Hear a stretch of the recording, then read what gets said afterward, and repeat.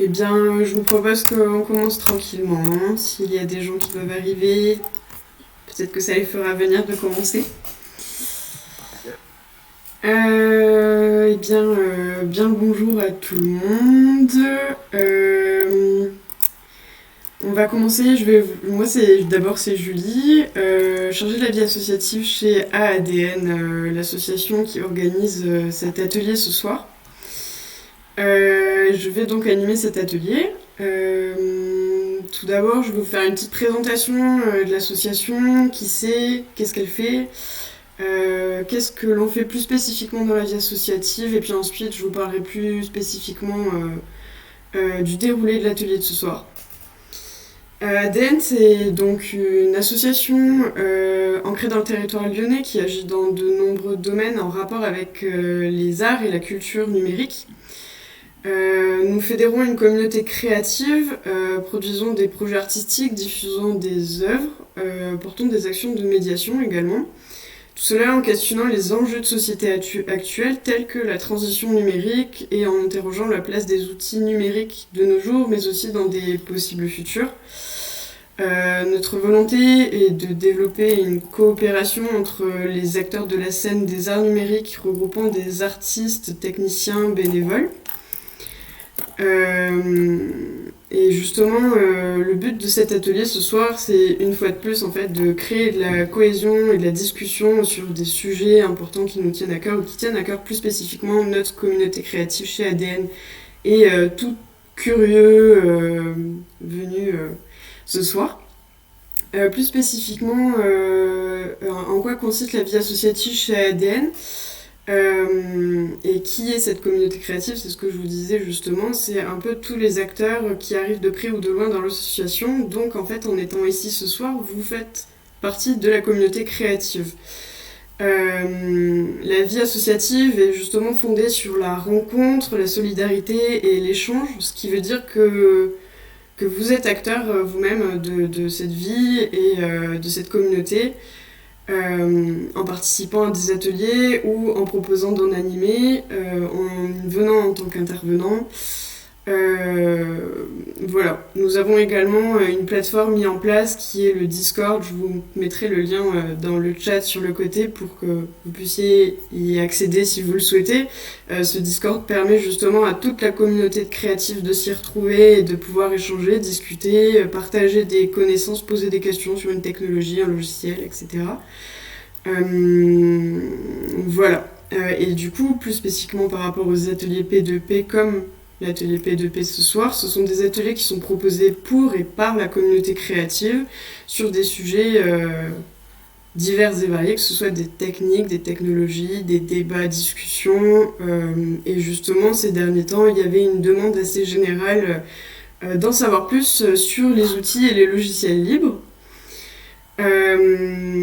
Voilà, donc nous sommes là ce soir pour discuter de ça. Si vous avez des questions, n'hésitez pas également à rajouter dans le chat, on pourra les dire au fur et à mesure de la soirée. Concernant donc le déroulé de l'atelier, on donne à peu près 20 minutes par intervenant. On va commencer d'ici quelques minutes avec Dorian, qui débutera l'atelier et l'intervention, qui nous parlera du libre, de qu'est-ce qu'est le libre, son vocabulaire, ses termes, les enjeux du libre, sa pratique également. Et ensuite, dans un second temps, vers 19h environ, quelque chose comme ça, nous donnerons la parole aux membres des JDLL, les Journées des logiciels libres, qui sont également présents ce soir pour vous parler de leur événement et également de leur pratique autour du libre. Voilà, si des gens ont quelque chose à ajouter, c'est le moment. Sinon, on pourra commencer par Dorian. Tu peux y aller. Je fais ma caméra pour la bande passante à tout. Ah bah, c'est donc. Bon. Eh bien, déjà, merci de m'avoir invité ici aujourd'hui. C'est un plaisir de parler. Alors, je vais plutôt regarder la caméra, je pense. Voilà, je vais comme ça, je me vois mieux. Ça va, c'est pas trop l'éclairage, tout bien ? C'est très bien. Bon, parfait. Du coup, Moi, je suis juste un utilisateur du libre depuis pas si longtemps que ça fait environ du coup 3 ans, 2-3 ans que je fais ça. En fait, disons que en tant que développeur, on finit un peu forcément par tomber dessus parce que le libre a une grande place dans l'informatique et c'est du coup sur ce point-là que je vais vous parler parce que c'est ce que je connais. Donc déjà, en fait, première chose, c'est du coup, pour éclaircir un peu ce que c'est que le libre, parce que c'est un terme un petit peu, disons, vague pour les gens qui ne savent pas ce que c'est. On fait souvent, on se trompe souvent entre ce que c'est que le libre et l'open source, alors que ce sont deux choses un peu distinctes. En fait, ce qui est libre est open source, mais ce qui est open source n'est pas forcément libre. Parce que donc il y a eu différents mouvements au cours de l'histoire. En fait, il y a une personne très importante qui s'appelle Monsieur Richard Stallman, qui a joué beaucoup pour le libre. Donc c'est un nom qu'on cite beaucoup avec son projet GNU, qui donc GNU en fait, qui a la particularité de vouloir promouvoir au maximum le logiciel libre. Donc sous ces termes que je vais vous présenter. Donc en fait, il y a 4 choses qui sont importantes pour un logiciel dit libre. Il y a le droit de le partager, le droit de le modifier, le droit de l'étudier et j'ai fait une bêtise, j'ai oublié un morceau. Alors, et de l'exécuter. C'est un peu bête. Ça a l'air bête de dire ça comme ça, de pouvoir lancer un programme, mais c'est un des droits fondamentaux de ce qu'on considère comme étant nécessaire pour pouvoir faire du logiciel libre. Donc voilà. La question, c'est savoir qu'est-ce qui les rend importants ou qu'est-ce qui les rend pas importants. Et pour le libre, du coup, l'importance de ces choses-là, c'est parce que le logiciel est un outil qui est très particulier, parce que c'est un des seuls outils qui, entre guillemets, peut se servir de vous. C'est un petit peu comme ça que le présentait Richard Stallman lui-même, c'est-à-dire que, contrairement à un marteau qui, bon, bah, disons, n'est pas mu par sa propre volonté, hein, vous prenez le marteau, vous l'utilisez, un logiciel libre, par contre, lui, entre guillemets, peut avoir des actions sur vous. Vous n'avez que un contrôle réduit sur ce que vous faites par votre logiciel. Un marteau, vous le regardez, vous voyez très bien ce que ça fait. Un logiciel, c'est beaucoup plus dur, il faut des connaissances assidues pour savoir ce que ça fait. Et ça a des capacités d'action très, très larges et ça peut faire beaucoup de choses. Donc, dans le logiciel libre, il y a des différents logiciels qui sont dans tous les domaines. Il y en a aussi bien dans le domaine artistique que dans les systèmes d'exploitation. Donc, pour vous parler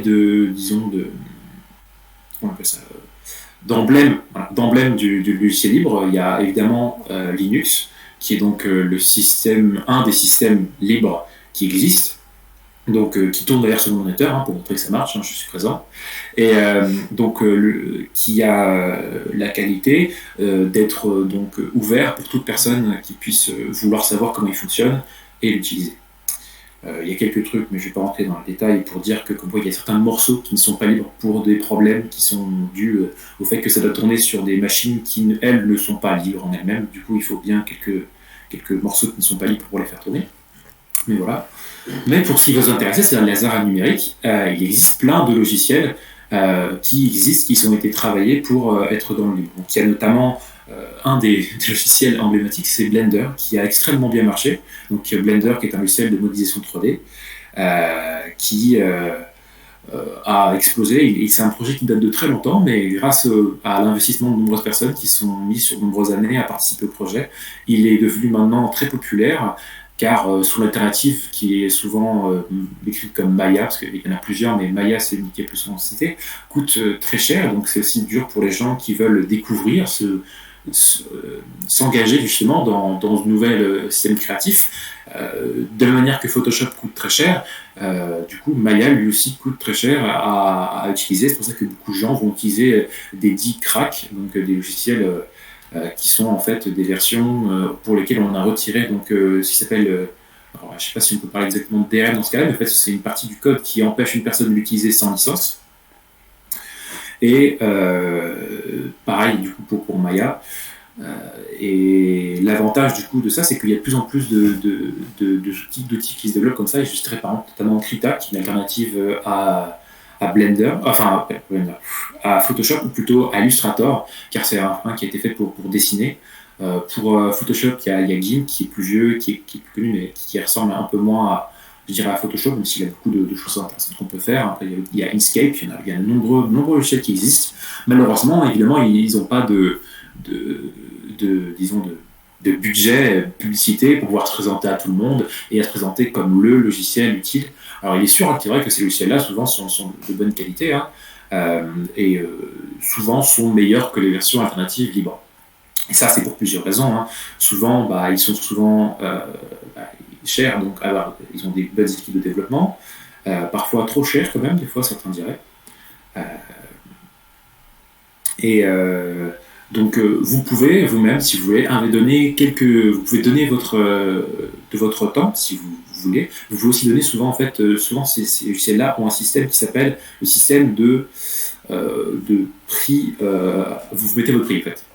Mettre put your own price, et qui est un système qui est promu par de nombreux systèmes pour pouvoir en faire en sorte de recevoir des fonds pour les personnes qui sont satisfaites par le logiciel et souhaitent le voir perdurer ou pas. Notamment pour ce qui est de Blender, souvent ce sont des grosses entreprises comme par exemple Google, Nvidia. Je vous laisserai regarder. Il y a une très grande liste de personnes qui investissent là-dedans. D'ailleurs, c'est un des trucs du libre, c'est que vu que ça bénéficie à tout le monde, il arrive que de très gros acteurs tels que Google et Oracle ou encore tout plein de gens investissent des tonnes d'argent dedans parce que justement ça leur fait économiser de l'argent et ça pourrait le faire pour vous aussi et vous donner cette liberté. Alors, en ayant peur d'un peu trop m'écarter, je pense que je vais laisser un peu la parole maintenant.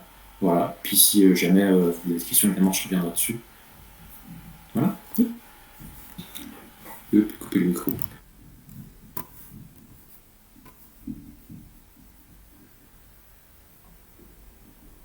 Ok, du coup, moi j'ai pas spécialement de questions sur ce que tu viens de nous dire. Je sais pas si quelqu'un en a.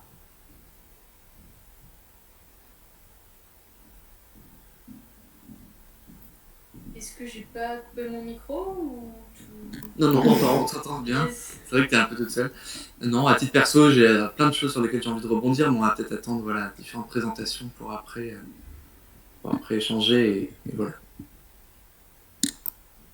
Ok, dans le chat, les gens qui sont pas en vocal semblent ne pas avoir de questions particulières non plus.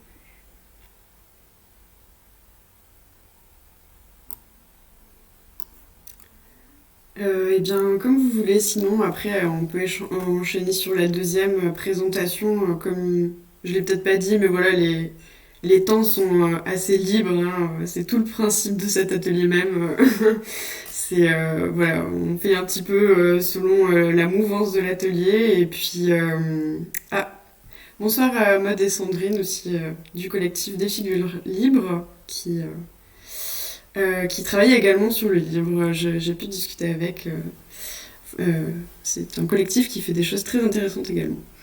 Oui, du coup, comme je le disais, si vous voulez, on peut enchaîner avec les membres des JDLL et puis on enchaînera sur les questions sur un plus gros temps après avoir entendu les deux interventions. En tout cas, merci beaucoup, Dorian. Yes, merci.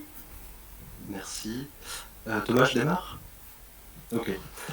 Donc moi c'est Grégoire, je fais partie de l'organisation des Journées du logiciel libre. Par ailleurs, moi j'ai une ancienne vie de créatif. J'étais pendant très longtemps, pendant une quinzaine d'années, monteur audiovisuel et je suis maintenant développeur. Je suis passé de l'autre côté, mais toujours, pour ma part, au service plutôt de l'audiovisuel. J'ai bossé dans des boîtes qui font des encodeurs et mon envie, maintenant je me suis mis en indé et c'est de faire des outils au service des créatifs, pour faire des petits plugins ou des bouts de briques qui manqueraient dans les flux de travail de chacun. Moi je suis au JDLL depuis, c'est la deuxième édition à laquelle je participe. La première, malheureusement, c'est celle de l'année dernière qui n'a pas pu avoir lieu et on espère bien cette année qu'elle pourra se tenir les 4 et 5 avril si je ne dis pas de bêtises. Les JDLL, qu'est-ce que c'est ? Donc les Journées du logiciel libre, ça existe depuis 1998. Au départ, c'était par une bande de jeunes étudiants libristes sur le campus de la Doua. Puis ça a évolué jusqu'en à la doigt année après année. En 2014, l'école d'ingé qui accueillait ça n'a plus souhaité accueillir, et c'est donc la Maison pour tous, qui est la MJC de Lyon 3e, qui est la plus grosse MJC de Lyon en membres, qui a accueilli pour l'organisation de ces 2 jours les JDLL, en donnant aussi un support logistique, c'est-à-dire qu'il y a un temps des personnes qui travaillent à l'espace public numérique de la MJC des Rancy, qui s'appelle aussi la Maison pour tous, qui est dédié à organiser, à coordonner l'organisation des journées du logiciel libre. Il y a 2 autres assos qui, en plus de la Maison pour tous, qui participent à l'organisation. Il y a l'ALDIL, qui est l'association de développement du logiciel libre lyonnais, qui est la vraie entité juridique, quelque part, des JDLL, vu que c'est eux qui tiennent les comptes. Et ILIS, Internet Libre Lyon Saint-Étienne, qui est un fournisseur d'accès à Internet libre, on peut dire ça. Qui fournit, si je ne dis pas de bêtises, environ 200 membres. Il doit y avoir 150 lignes ADSL, une cinquantaine de VPN et depuis l'année dernière 3 lignes fibre en FTTH. Voilà, et c'est en train de grossir. Il y a de plus en plus de demandes pour la fibre cette année. Qu'est-ce qu'on fait aux journées du logiciel libre? Déjà, c'est un des, au nombre de membres, c'est une de participants, de gens qui viennent. C'est avec le Capitole du Libre à Toulouse, c'est un des 2 grands rendez-vous dans l'année du Libre en France. À la différence du Capitole du Libre qui est orienté très technico-technique pour des gros geeks velus, on va dire ça, les JDLL se veulent, en tout cas depuis qu'ils sont associés à la Maison pour tous, un peu plus ouverts au grand public, afin de faire découvrir le logiciel libre au plus grand nombre. Et donc pour cela, il y a des conférences, je crois qu'il y en avait, si je dis pas de bêtises, Thomas me récupérera peut-être environ 70 l'année dernière, une trentaine d'ateliers entre les ateliers pour adultes et les ateliers pour enfants, et un certain nombre d'associations qui participent au village associatif, voilà, qui font connaître leurs associations de libre. Donc il y a des choses comme Wikimedia, Debian France, ce genre de choses.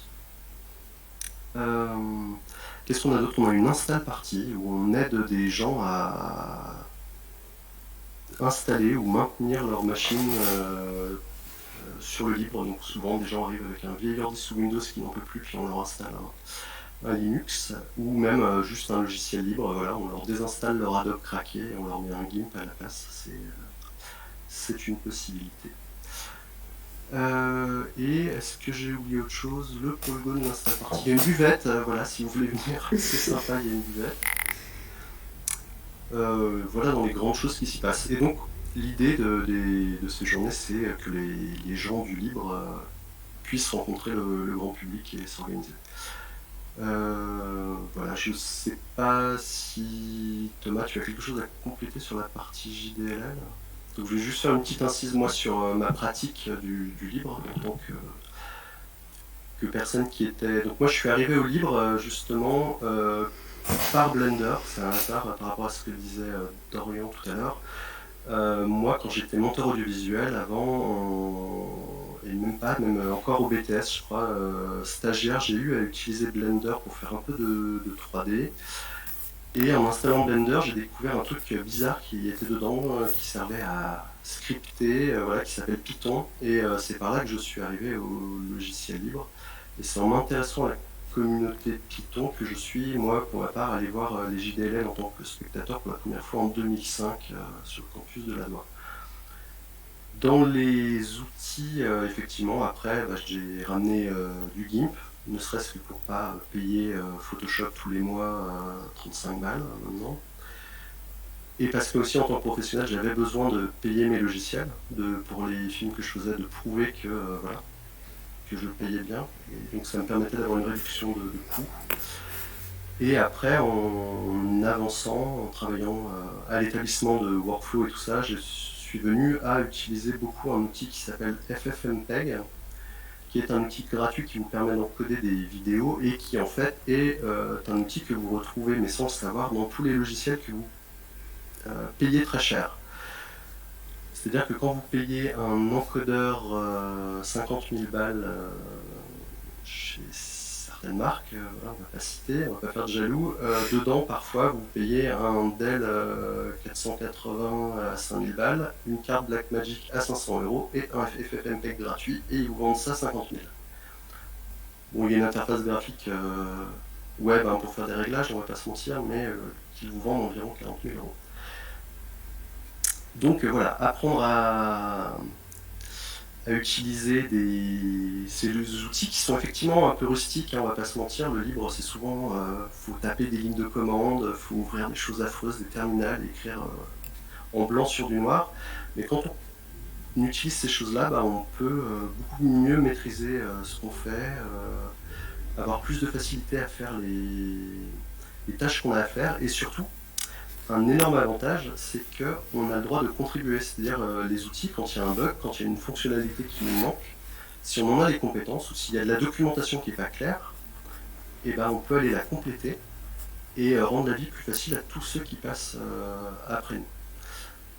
Voilà, en tout cas, ce que j'ai à dire, moi, pour ma part, puis pour vous qui êtes peut-être un certain nombre de créateurs numériques, on n'a pas cité un autre outil que j'aime bien, on a cité Krita, mais moi j'aime beaucoup Inkscape aussi, qui permet de faire du dessin vectoriel, et qui fait de l'intégration SVG nativement pour ceux qui font du web derrière, c'est vraiment super pratique. Donc voilà pour rapidement ma pratique perso, et je laisse la parole à Thomas. Bonjour à tous, donc je m'appelle Thomas, moi je suis tout neuf au niveau des JDL, j'ai rejoint pour la préparation de cette année. J'avais participé qu'une seule fois, il y a très longtemps, je ne sais même plus dire quelle année. J'étais juste curieux à l'époque, en fait je suis développeur depuis très longtemps, et j'étais pas spécialement orienté libre dès le début en fait, parce que j'utilisais des logiciels libres sans le savoir, et c'était pas ma priorité, mais en fait au fur et à mesure du coup de ma carrière, j'en utilisais de plus en plus, et j'ai pas fait simplement que coder du coup pour mes clients, mais j'ai commencé à coder moi-même, et c'est à partir de ce moment-là que me suis vraiment intéressé donc à la partie open source et à la partie libre, et là, je suis arrivé du coup à un point où en fait là, je suis sans emploi, je vais démissionner, et je suis en train de regarder pour changer de carrière, et je suis notamment en train de créer moi-même du coup toute une suite d'outils, et le principe de base, ce sera que tout sera libre en fait. C'est pas simplement des outils, il y aura plein d'exemples, plein de documentation, et tout sera dispo gratuitement, éditable, comme l'a dit Grégoire, les gens pourront participer. D'ailleurs, j'aimerais que les gens participent parce que pour l'instant, je suis tout seul à travailler là-dessus. Et l'idée, c'est vraiment en fait, on est plus riche, je trouve, quand il y a d'autres participations, en fait. C'est vraiment un truc que j'ai appris, limite à mes dépens, quand je travaillais. C'est que la plupart des développeurs qui développent pour gagner leur vie, vont être très jaloux de leur code en fait. Que ce soit même, pas simplement la compagnie pour laquelle on travaille, mais même le développeur. Et cette attache-là, on va dire c'est un peu instinctif. Mais derrière, à partir du moment où on se rend compte qu'à partir du moment où il y a d'autres gens qui apportent des trucs, en fait le code se retrouve meilleur. Et c'est là où je me considère un peu créatif, c'est que petit à petit, j'ai vu du coup le code comme une création en fait. Pour moi, j'aime bien coder du beau code, une doc qui est claire, jolie, épurée. Enfin voilà, moi je considère un peu ça comme de l'art, donc c'est là-dessus que je me retrouve. Bon après il se trouve que là récemment j'ai commencé à mettre Inkscape parce qu'il me faut un logo pour mon projet, donc voilà je galère un petit peu.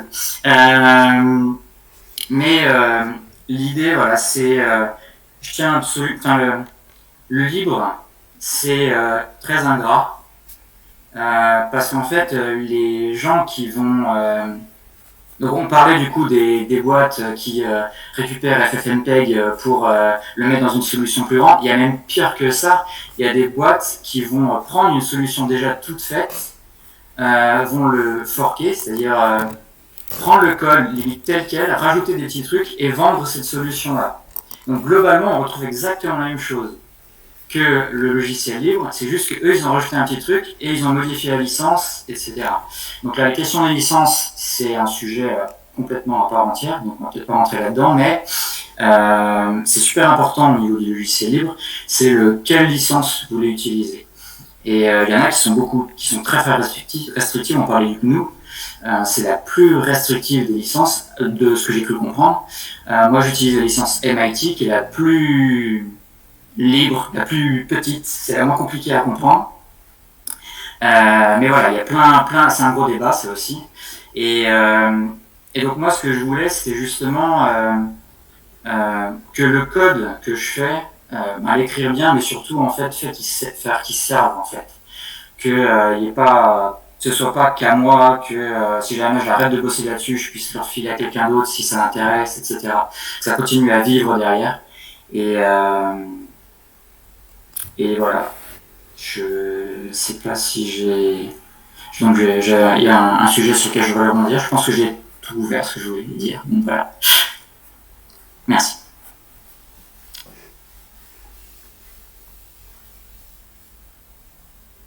Merci.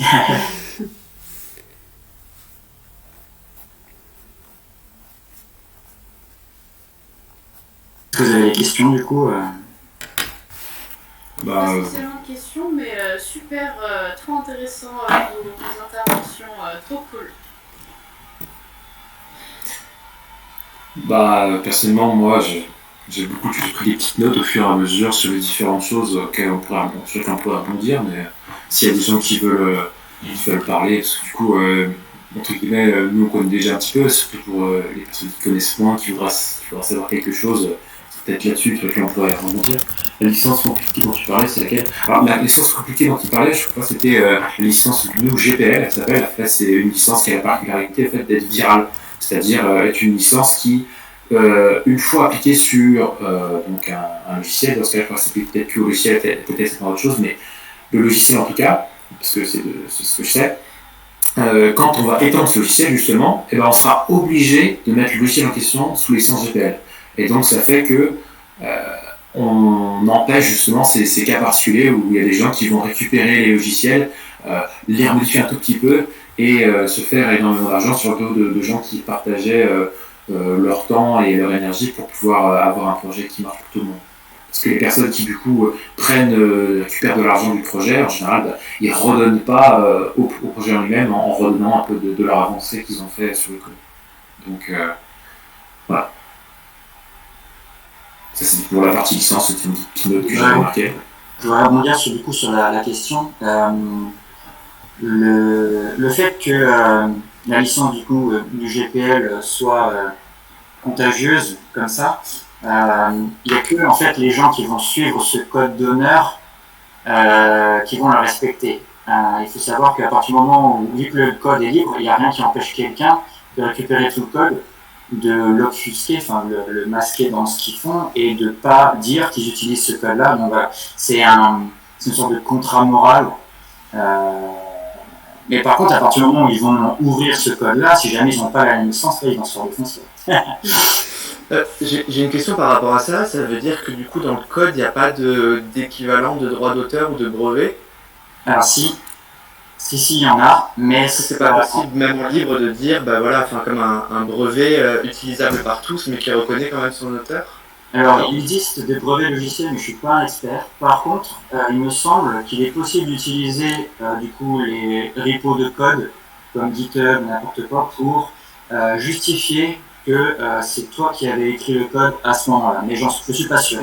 Au-delà de ça, dans la GPL, je crois que tu es obligé, dans la GNU Public Licence, je crois que tu es obligé d'avoir un fichier contributeur où tu as la liste des personnes qui ont participé au code. Et en fait, tu cèdes ta propriété intellectuelle, mais on ne te retire pas ton droit patrimonial de dire que tu as participé à faire grandir ce projet.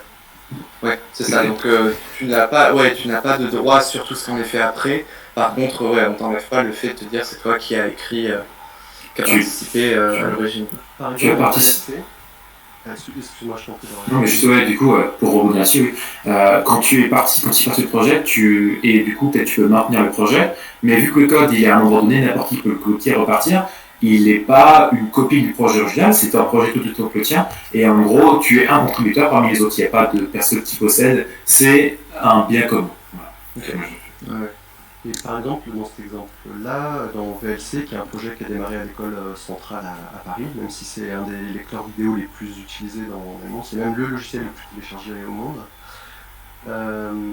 VLC, il y a des gens qui sont dans les listes des contributeurs qui n'ont plus une seule ligne de code dans le code actuel, qui a été réécrit 4 fois entièrement. Et pourtant, ils sont toujours cités, parce qu'ils font partie de cette histoire des gens qui ont permis cette chose-là d'émerger.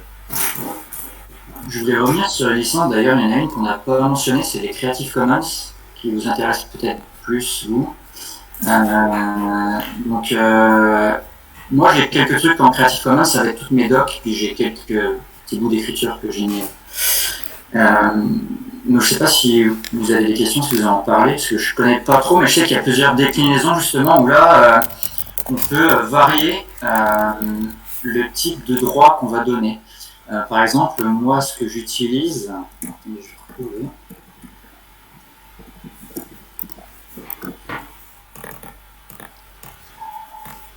y a un site Creative Commons, et là-dessus, en fait, on peut choisir sa licence. Si je trouve. Je crois qu'il y a des choses comme share alike, donc partager tel quel ou pas, on a le droit de modifier, enfin, ou on modifie ou on partage tel quel, ou on est obligé de donner la paternité ou pas, et est-ce qu'on a le droit de le monétiser ou non. Je crois que c'est les 3 conditions sur lesquelles on peut jouer dans le Creative Commons. C'est ça, je mets le lien. C'est ça, on peut dire, il faut, donc un peu comme le truc contributing, la liste des contributeurs, on peut choisir du coup de donner crédit au créateur. Share alike, c'est-à-dire ça oblige les personnes à repartager ce qu'ils font, donc un peu comme la GNU. La partie non commerciale, donc c'est-à-dire que ça interdit les gens de faire des profits dessus. Et après, il y a plein de combinaisons du coup dessus. Je crois pas. Ah si, il n'y a pas de dérivative. Alors ça, par contre, du coup, c'est-à-dire ça interdit les modifications. Et donc voilà, sur le truc, vous avez sur le site, vous avez plein de déclinaisons comme ça. Et moi, je crois que celle que j'utilise, ça va être la CC by NC SA, donc crédit non commercial et on peut adapter. Et une autre qui est assez gaguesque mais qui me plaît beaucoup, c'est la WTFPL, donc la Do What the Fuck You Want Public License, qui dit exactement que vous faites ce que vous voulez avec ce putain de logiciel, et qui a été créé par ce génie de Samuel Osvar, qui était un des fondateurs du projet VLC. Et aussi l'homme grâce à qui nous avons la restauration en HD du Grand Détournement.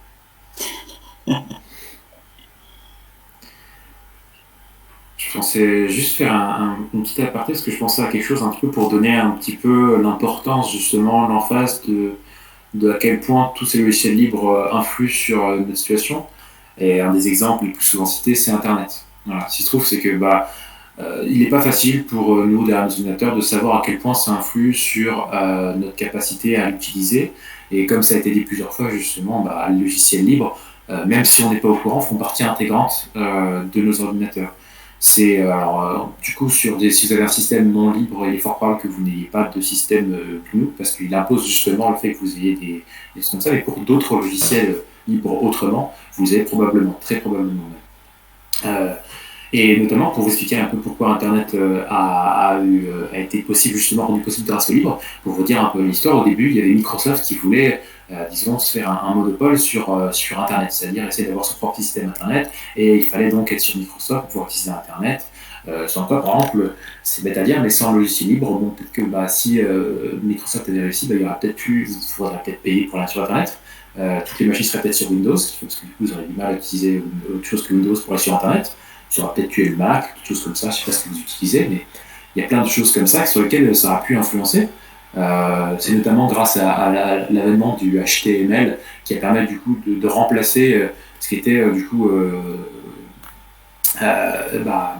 ce que faisait Microsoft avec Internet Explorer et tout le reste, tout à côté. Donc, et c'est plein de petites choses comme ça qui permettent de faire évoluer. Et en fait, la bataille n'est vraiment pas finie. Mais pour parler de bataille ici, parce que par exemple, il y a plein de standards qui essaient de s'imposer et des gens qui vont contre ces standards parce que ça cause préjudice. Un truc assez important que je pourrais citer encore, parce que nous, Microsoft n'est vraiment pas tout blanc en ce qui concerne, disons, ces pratiques douteuses. On peut parler souvent aussi de Word et toute la suite Office qui a travaillé pendant des années pour non pas faire un système simple, mais justement le rendre chaotique au maximum pour que les autres logiciels qui veulent pouvoir utiliser le système de Microsoft soient dans l'extrême difficulté pour pouvoir faire en sorte d'être compatibles. On parle souvent de LibreOffice, OpenOffice. Vous avez déjà ouvert sur le document et vous retrouvez finalement avec l'image ici, le texte par là-bas. En fait, c'est voulu. C'est pas parce que les gens qui programment dans le libre sont pas doués. C'est plutôt l'inverse. C'est parce que justement, les gens qui ont fait en sorte que ce logiciel-là ne soit pas utilisable. Voilà, tout bonnement. C'est plein de choses comme ça. D'ailleurs, aussi pour parler encore une fois de comment le logiciel libre peut être souvent repris. C'est souvent, on a le fameux, les 3 E, souvent on dit comme ça, la technique, la stratégie de Microsoft, c'est Embrace, Extend, Extinguish. Donc ça veut dire juste embrasser une technologie, c'est-à-dire dès qu'elle apparaît, on se dit « Ah, c'est génial, on va faire avec, etc. » Après, on rajoute des choses, et nous on participe, on est gentil. Mais les trucs qu'on partage, on les garde que pour notre version. Voilà, donc on nous rajoute des petits trucs comme ça, ce qui fait que les gens qui veulent utiliser notre nouvelle version, ils vont pencher sur notre version de nous, puis à la fin, du coup, ça finit par totalement détruire la version alternative, parce que justement, on rajoute des choses dans notre version, ce qui la rend compatible avec la version d'à côté, et en fin de compte, on chope le monopole et on détruit complètement la concurrence. Voilà. Il y a plein de domaines comme ça où justement il y a des standards qui ont été récupérés, étendus, qui font que tout d'un coup ils deviennent beaucoup plus durs à utiliser. Et on pourrait parler par exemple même de Nvidia qui n'a pas été très gentil pour aider à standardiser et échanger avec ces systèmes. Notamment il y a un moment où Linux marchait moins bien avec Nvidia, maintenant on a gagné la bataille, ils ont donné un peu plus de choses. Mais voilà, je ne vais peut-être pas plus en détail, mais si vous avez des questions, j'hésiterai pas à me relancer.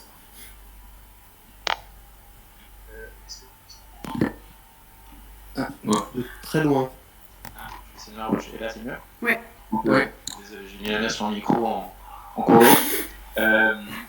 Justement, j'avais une question vis-à-vis de. Parce qu'en fait, moi, quand on parle logiciel libre versus open source, je pense surtout à une dimension politique. Ça me fait, alors attention, je vais lâcher un mot, penser à du marxisme dans le sens où il y a une appropriation en termes de commun et de mise à disposition de tout le monde d'outils de production, que ce soit des outils de création numérique ou des outils de développement. Mais il y a une vraie, à la fois il y a une vraie résilience des intérêts privés qui ne sont pas fait supplanter par les logiciels libres à les réutiliser à leur profit. Et à la fois, là, on n'est pas vraiment maintenant dans on est plutôt à la deuxième étape. C'est-à-dire qu'aujourd'hui, c'est pas forcément le code que les entreprises recherchent, mais plus la captivité d'utilisateur sur un modèle SaaS. Et en ça, à la fois le logiciel libre, des plateformes en peer-to-peer décentralisées peuvent être une réponse sur les enjeux actuels et futurs qui sont plus sociaux et de souveraineté en fait. Et alors voilà, du coup moi je suis ça un peu moins, j'ai développé mais c'était il y a très longtemps et ces sujets-là m'intéressent. Et après je sais pas ce qu'on peut faire nous individuellement ou même à monter des serveurs ou autre pour être acteur dans cet aspect du logiciel libre. Si vous avez connaissance de projets ou d'autres personnes, je vous laisse parler un peu, excusez-moi. Moi, j'allais pas te proposer des choses parce que j'en ai pas forcément en tête, mais ce que tu dis, je suis tout à fait d'accord. Et surtout, j'allais dire d'autant plus pour les personnes entre guillemets lambda qui déjà ont un accès qui est parfois difficile à ce qui est, on va dire, proposé tout fait. Et du coup, pour qui passer au libre, même si à la volonté politique ou militante, bah, c'est une étape énorme parce que bah, c'est pas évident, parce que ça peut être moins facile à prendre en main, ou parce que justement ça a été tellement verrouillé en face que la transition est pas simple. Moi, par exemple, pour un exemple tout simple, j'avais eu une tablette Surface donc de Microsoft, et une tablette tactile avec un clavier qui se connecte. Et le problème, c'est quand j'ai mis Linux dessus, Linux de base, j'ai essayé de bidouiller, mais entre le tactile et le clavier, c'était très compliqué. Et n'étant pas, on va dire, bidouilleur, codeur ou autre, c'était un gouffre. Autant je suis habitué à essayer de bidouiller Windows parce que bah, c'est fait pour, que ce soit relativement accessible, mais alors là, pour résoudre un problème comme ça de compatibilité d'un clavier sur une tablette Microsoft, c'était...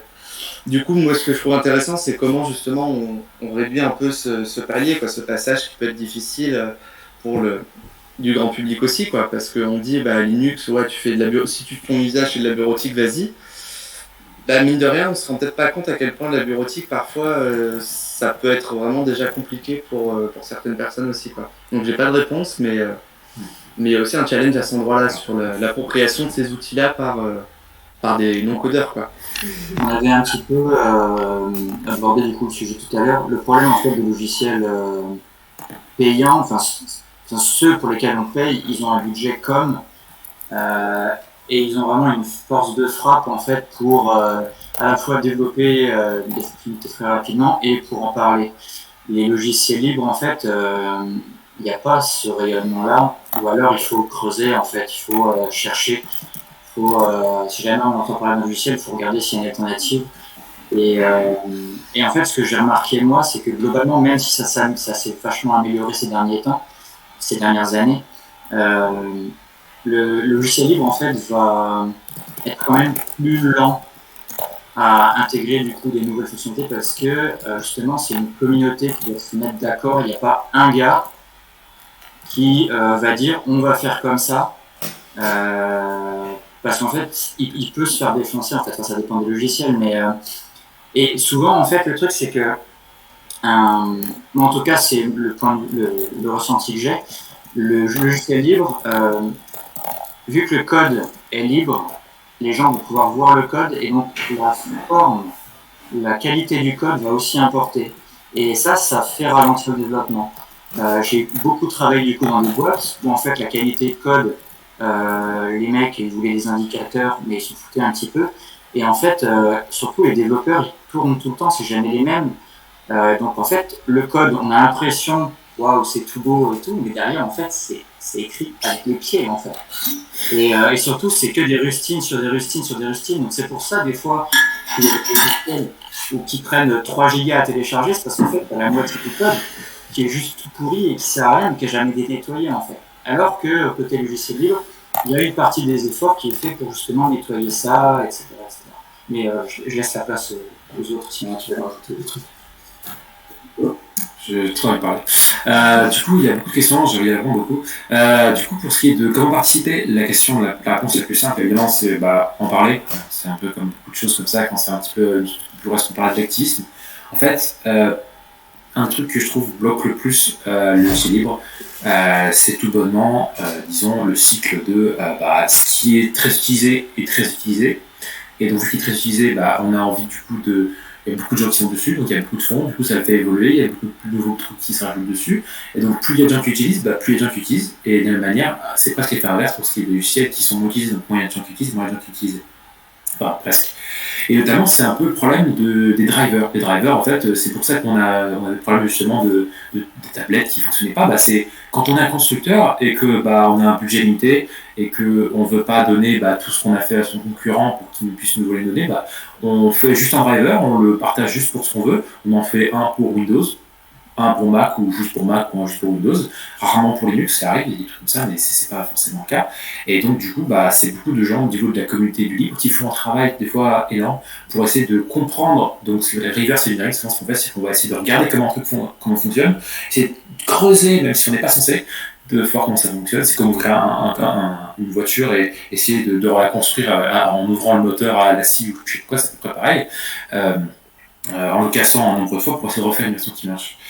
Donc c'est pour ça que souvent on a des soucis de compatibilité, dont je parlais d'NVIDIA tout à l'heure, mais surtout c'est surtout le cas pour des trucs tels que des écrans tactiles avec des tablettes, tout ça, par exemple. Mais ça évolue. Notamment j'ai une tablette graphique et elle marchait pas terriblement en direct au début, mais maintenant elle marche tout de suite. Voilà. Il y a des choses qui évoluent au fur et à mesure, c'est comme ça. Pour ce qui est de la vitesse, je dirais justement, j'ai envie de parler un petit peu de la capacité d'action du libre. Et bon, je vais citer encore une fois Linux, notamment parce que c'est le logiciel qui est utilisé pour tous les serveurs. C'est-à-dire que lorsque vous avez beaucoup de serveurs, voilà, bon, en fait c'est souvent, allez, on parle de entre 70 et 80% de serveurs qui tournent sur Linux. Donc pour un logiciel qui tourne sur très peu d'ordi de personnes comme vous et moi, on peut se demander pourquoi il y en a autant qui sont sur les serveurs. Est-ce qu'il y a une si grosse différence entre les trucs qui sont sur les serveurs et ceux qui tournent sur les ordi? Puis la réponse est bah non, pas vraiment, parce que bon, je ne vais pas rentrer dans les détails, mais c'est la même chose en gros. Donc la raison pourquoi, c'est parce que justement il n'y a pas forcément de gens qui travaillent donc, sur des interfaces, parce que les gens qui investissent dedans sont des gens comme Google, etc., qui n'ont pas besoin d'avoir des interfaces très jolies, très user-friendly pour que les gens puissent mettre dedans. Voilà. Et par contre, du coup, pourquoi est-ce que c'est si utilisé? En fait, justement, c'est parce que n'importe qui peut facilement montrer justement un problème, le régler rapidement, proposer ce qu'on appelle un patch, donc un petit bout de strap pour pouvoir changer et modifier la même chose en question.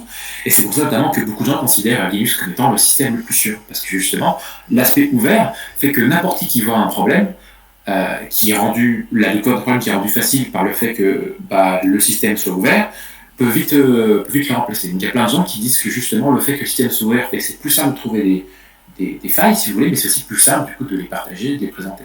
Une personne qui cherche vraiment à trouver une faille, en général, par exemple sur Windows, pourra la trouver. Et par contre, dans cette fois-ci, ce sera plus dur de la partager à Windows qui n'a rien à faire. C'est pour ça qu'il y a certainement des failles qui datent depuis des années et des années. Par contre, si vous êtes chez Google et tous vos serveurs sont sur Linux, et que il y a quelqu'un qui trouve une erreur, vous avez vite envie de faire quelque chose pour faire en sorte de régler le problème. Donc c'est pour ça que justement, on a des systèmes qui sont très rapides. Et pour ce qui est décentralisé, j'ai oublié d'en parler, et par exemple, il y a plein de projets pour Internet décentralisé, notamment il y a un système qui s'appelle le IPFS, qui est donc Internet Protocol File System, qui est en fait une manière de répartir des serveurs, des données, etc. entre différentes personnes, de telle sorte à ce que n'importe qui aime un contenu puisse justement le propager, le répandre, de manière à ce qu'on n'est pas dans le point centralisé. Alors il y a plusieurs aspects qui peuvent peut-être le rendre un peu plus rapide, potentiellement, ça dépend, c'est pas mal, en fonction de la situation, mais aussi potentiellement le rendre beaucoup moins centralisé. Et le problème de la centralisation, c'est que ce qu'on appelle un point central de défaillance, souvent, il suffit qu'à un endroit où ça ne marche plus. On l'a vu récemment, il y avait YouTube qui avait un problème là, au service Google avec un système de connexion. Il y a plein de gens qui ont paniqué et on voit bien en fait, justement à quel point on est dépendant de tous ces systèmes qui sont centralisés. Et pour peu qu'il y ait une personne qui fasse un souci, ça pose de gros problèmes. Après, c'est pas c'est pas la technique qui a oublié comment décentraliser, parce que Internet à la base est un réseau décentralisé. C'est les entreprises privées qui cherchent du coup à centraliser pour avoir leur base d'utilisateurs. La valorisation boursière de YouTube, Google, Amazon et compagnie, c'est leurs utilisateurs. C'est vrai que par exemple, il y a Framasoft qui agit beaucoup sur cet aspect décentralisation et ouverture avec des outils alternatifs à Facebook, Google Doc, etc. Mais c'est vrai que ce qui fait l'attrait d'un réseau social, par exemple, c'est les utilisateurs. Ce qui fait l'attrait d'une plateforme de vidéo, c'est la quantité de contenu disponible. Et pour l'utilisateur lambda, autant on va sur YouTube, on n'a une adresse, qu'aller sur Peertube avec le mécanisme décentralisé, on a un peu perdu, on ne sait pas comment ça fonctionne, il n'y a peu de vidéos. Moi, je ne vois pas trop quelles sont les actions possibles pour faire percer le logiciel libre, ou cet aspect du logiciel libre face aux concurrences. Alors, pour moi, ce serait justement ce que tu disais tout à l'heure sur l'aspect militant. C'est-à-dire que justement, en fait, l'interface va pas être aussi bien, entre guillemets, cochée. L'utilisation va être un peu différente, mais justement, on va dire d'expérience, c'est plus cet aspect militant qui va amener et se dire, ok, on met un peu de côté les super interfaces Sauf que là, on fait quelque chose qui est, entre guillemets, enfin, aussi militant que d'acheter local, que de manger moins de viande, que sais-je. Ça dépend des arguments que tu veux sortir et de ton public. Mais à mon niveau, je sais que c'est ce qui fonctionne le mieux parce qu'il y a assez peu de logiciels libres qui vraiment, entre guillemets, à part d'exemples que j'ai personnellement dans mon usage, à part Blender, il y en a très peu qui vraiment, n'ont pas de concurrents. Et justement, c'est la volonté de dire, bah non, je veux faire différemment. Et en ce moment, je vois beaucoup, notamment en interne à l'ADN, de se dire comment on se défait de certains outils propriétaires. Et il y a vraiment cette volonté de dire, bah en fait, tant pis, on va un peu galérer au début, mais là, il faut en fait, parce que c'est dans notre ligne éditoriale. Il y a un bruit de son qui est apparu chez vous aussi ou pas? C'est peut-être moi. Ouais, J'ai c'est coupé le second. Sandrine et Maud. Non, ça continue. Est-ce que Sandrine et Maud m'entendent? Oui, On vous a- entendez pas là? Ah ouais, il y a le micro qui est apparu en fait. Du coup, on a un bruit de fond constant. D'accord. Je vais laisser finir, je vais on va désactiver le micro et après, on voulait juste rebondir sur effectivement les difficultés de mise en place vraiment quotidienne et d'utilisation des logiciels libres à 100% et nous dans une démarche très professionnelle en fait. Ok. Mais on va laisser finir. Je coupe. Super. Ah bah, ça va super bien suivre. Ouais, Ouais. Je finissais juste pour dire voilà la difficulté à faire cette transition. Et pour moi, voilà, elle relève beaucoup de l'ordre du politique, de la ligne éditoriale ou autre, de sortir de ça. Parce que. Non, voilà, c'est tout. Non, bah voilà. Sachant qu'il y a une super suite qui arrive, voilà, je laisse la parole. Donc, c'était intéressant, on voulait rebondir là-dessus, puisque très rapidement, notre collectif Figure Libre, en fait, on est des graphistes print et interactifs, et on travaille depuis de nombreuses années, et donc notamment Maud et moi qui sommes là ce soir, on a vraiment été biberonnés à la suite Adobe de nos études jusqu'à il y a les 4 ans. On a fait ce passage au libre, d'une part parce que d'un point de vue militant, on a toujours fait le choix de travailler pour des commanditaires avec lesquels on était en osmose entre guillemets sur les contenus qu'on allait produire, donc des associations, des services publics. En fait, on travaille depuis 20 ans que pour ce type de commanditaires, mais sans s'être jamais posé la question de nos outils. Et on a en fait un des membres de l'équipe aujourd'hui, Bachir, donc qui n'est pas là ce soir, mais qui lui est développeur, donc qui n'a aucune difficulté en fait en termes de code et de compréhension du code, qui il y a quelques années a vraiment lui décidé de changer son environnement de travail et de passer sous Linux. Donc lui, il a vraiment complètement transformé en fait son environnement informatique, et tout en étant développeur et artiste aussi, et donc en ayant des acquaintances avec nous. Il a développé beaucoup de sites qu'on a conçus graphiquement. Et quand on a changé un peu d'orientation professionnelle il y a quelques années, on s'est retrouvés, et lui aussi était un petit peu comme ça dans un changement professionnel, et de là nous a dit écoutez, vous avez les commanditaires éthiques et moi j'ai les outils éthiques, ce serait quand même bien dommage qu'on n'arrive pas à faire un truc ensemble, quoi. Et donc nous on y a été, mais effectivement on y a été parce qu'on était accompagné d'un dev qui était talentueux dans ce qu'il savait faire, parce que pour rebondir sur l'environnement, alors d'une part pour nous il y a eu 2 transformations. Il y a eu la transformation de passer sous Linux, donc de quitter le monde d'Adobe, de Mac, parce qu'en fait effectivement nous on était en couplet, Adobe et Mac, donc on a quitté l'iOS pour passer sous Linux. Globalement là-dessus, notre retour c'est qu'on a eu des quelques difficultés, sachant qu'en plus on est sous Arch Linux, on n'est pas forcément sous la version la plus simple, mais ça on s'est fait installer nos ordi par Bachir et nous on n'y comprenait rien. Donc maintenant on a compris un peu mieux et on n'a pas trop de problèmes de système, ça roule relativement bien. Mais aujourd'hui on se retrouve plus en difficulté sur nos logiciels, donc à savoir que nous on travaille essentiellement sous 3 logiciels, GIMP, Inkscape et Scribus.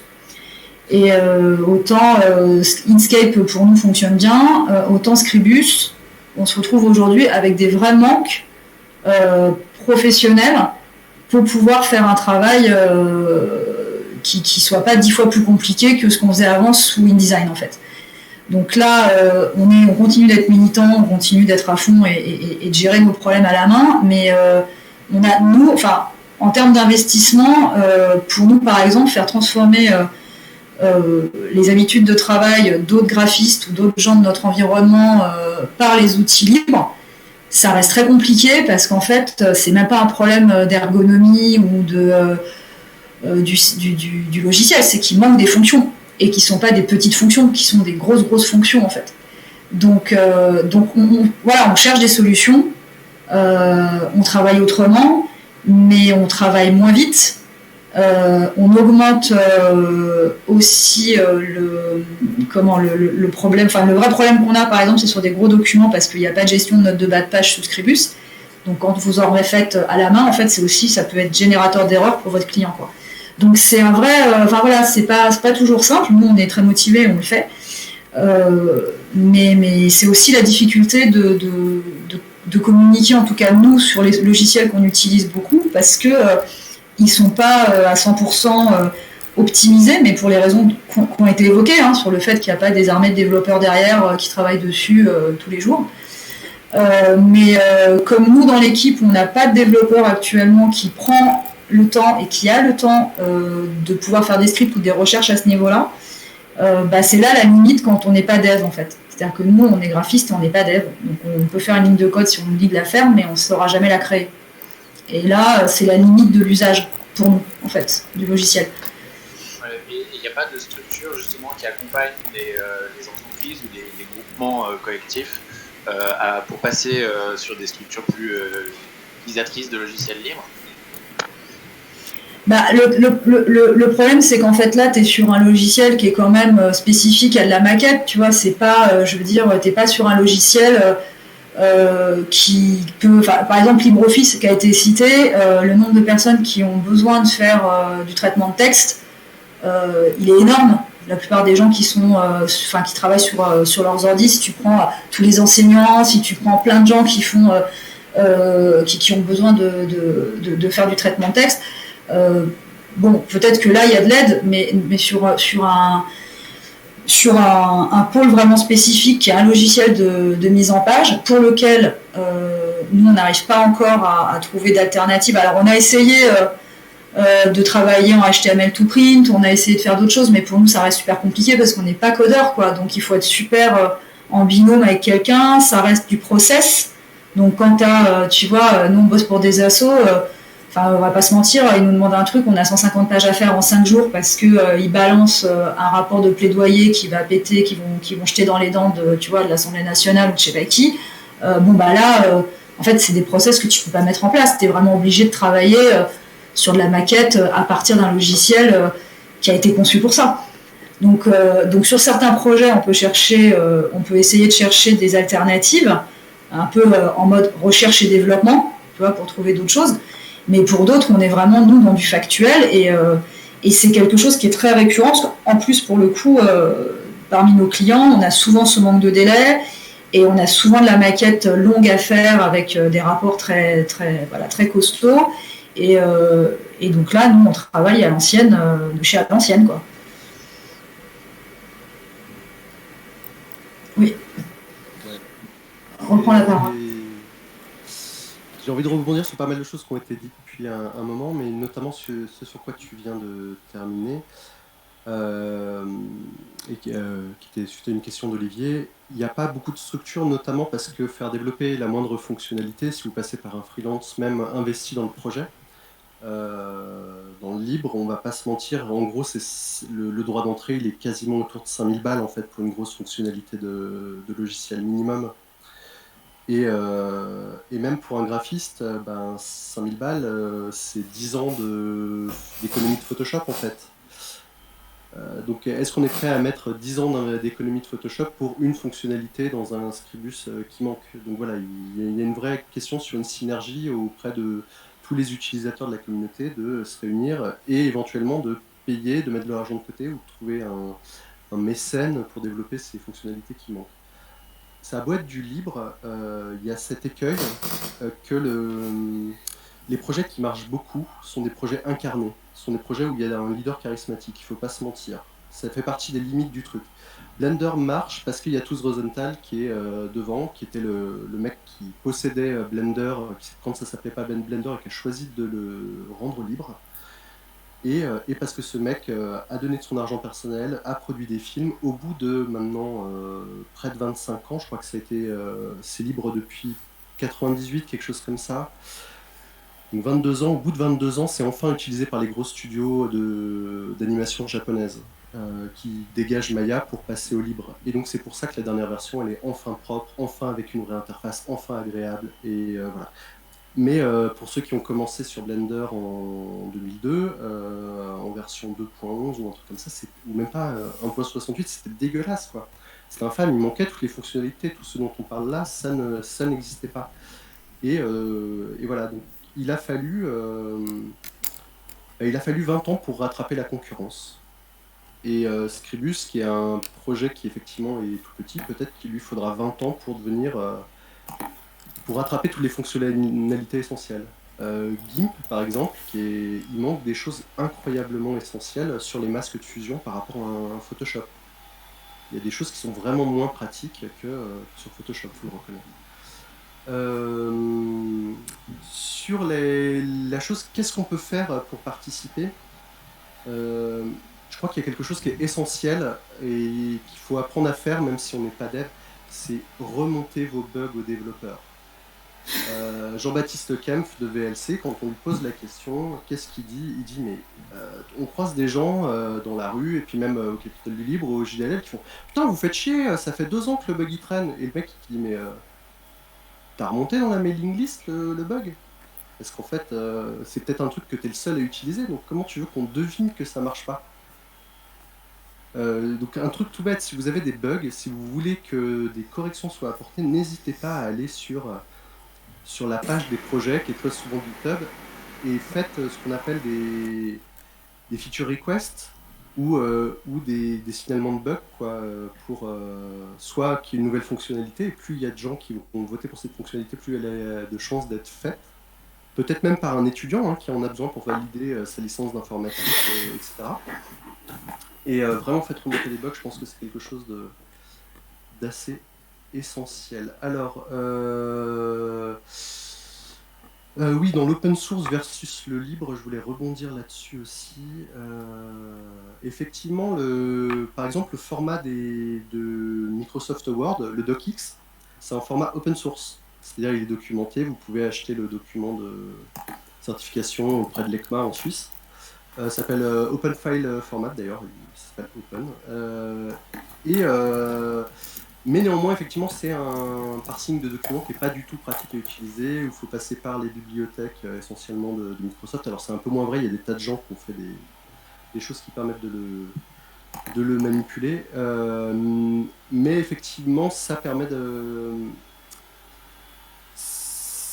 ça a beau être ouvert, c'est complexe à manipuler, ça a beau être étudiable, il y a des choses qui sont faites effectivement un peu contre nature et qui font que les gens qui ont dû redévelopper les parseurs pour pouvoir lire ces documents et les afficher dans LibreOffice et OpenOffice avant ont mis un peu de temps à faire des versions qui mettent les objets au bon endroit, etc. Et sur l'aspect politique qui a été évoqué, où c'était présenté comme quelque chose de marxiste ou d'un peu gauchiste, c'est peut-être assez vrai en France, mais il faut se rendre compte que le mouvement libre est aussi aux États-Unis notamment beaucoup pris d'assaut par les libertariens en fait, d'ultra-droite, qui voient justement une manière de se rebeller, de se rendre indépendant. Et donc c'est pas si clair. En gros, moi je dirais c'est une vague réunion entre des anards de gauche et des anards de droite qui se mettent à peu près d'accord sur le fait de faire du logiciel. Mais la gestion des projets en eux-mêmes, on sent bien qu'il y a quelque chose, et on l'a vu notamment sur ce qui est sorti ces dernières années sur Linux, sur les codes de bonne conduite entre développeurs, sur la manière de se parler. Il y a des tas de libertariens qui sont partis chez FreeBSD parce qu'ils trouvaient inadmissible qu'on doive parler gentiment aux gens. Voilà, il faut quand même le dire. Donc c'est pas si simple que ça, ce truc collectiviste. Il y a beaucoup de gens aussi qui veulent qui sont dans un mythe du petit contre le gros. Enfin voilà, c'est pas si net, c'est pas si clair, c'est pas si un monde de doux rêveurs, utopiste et sympathique que ça. Et aussi sur quelque chose qui a été dit sur le fait que le livre, c'est pas un gars tout seul qui va changer les choses, que effectivement il va falloir que il y a souvent un processus de validation pour dire ça c'est du bon code et on va l'intégrer. Il y a aussi le revers à ce truc-là, qui est que souvent quand vous demandez quelque chose, et ça c'est vrai, et je pense que pour les entreprises qui l'utilisent c'est assez décourageant, et que vous dites on aurait besoin de ça, on va vous dire bah en fait si tu le veux, t'as qu'à le faire. Et ce qui est un truc qui est extrêmement décourageant, il faudrait que effectivement la communauté du libre, on apprenne à être un peu plus accueillant et sympathique. Il y a certaines effectivement mailing lists de certains projets où la communication est un peu violente. Ouais, je vois que Sandrine dit oui, et c'est vrai, il y a ce vrai problème, il faut l'admettre, bah, tu le veux, t'as qu'à le faire. Et il y a des fois, mais il dit, ouais, mais d'accord, mais accompagne-moi, dis-moi où est-ce qu'il faut que je regarde, qu'est-ce qu'il faut que je comprenne. Parce que ça arrive sur un projet dont, même quand on est dev, on ne connaît pas le code, c'est effrayant. Voilà, j'ai dit. En fait, c'est vraiment un juste milieu à atteindre, parce que la plupart des devs que je connais qui font de l'open source sont en fait croulent sous des demandes complètement ingrates de oh ton truc c'est nul, il faudrait que tu mettes ça en place, ça manque et tout, putain tu fais de la merde et tout, tu mets trop de temps, et en fait c'est hyper frustrant, et je connais plein de gens qui faisaient du coup de l'open source et qui ont en fait complètement arrêté, ont filé le projet à quelqu'un parce qu'ils ne pouvaient plus gérer la communauté en fait. Donc c'est d'un côté voilà, il y a des gens, on sait qu'il faudrait les aider, mais de l'autre on est vraiment noyé sous l'ingratitude et en fait les commentaires complètement abusés de gens qui pensent que vu que c'est gratuit, ça permet les abus en fait. Donc c'est vraiment compliqué. Mais c'est un truc que j'aime beaucoup dire, c'est le problème le plus compliqué en informatique, c'est les gens en fait. C'est gérer les gens, la façon dont ils travaillent ensemble, la façon d'échanger, communiquer, etc.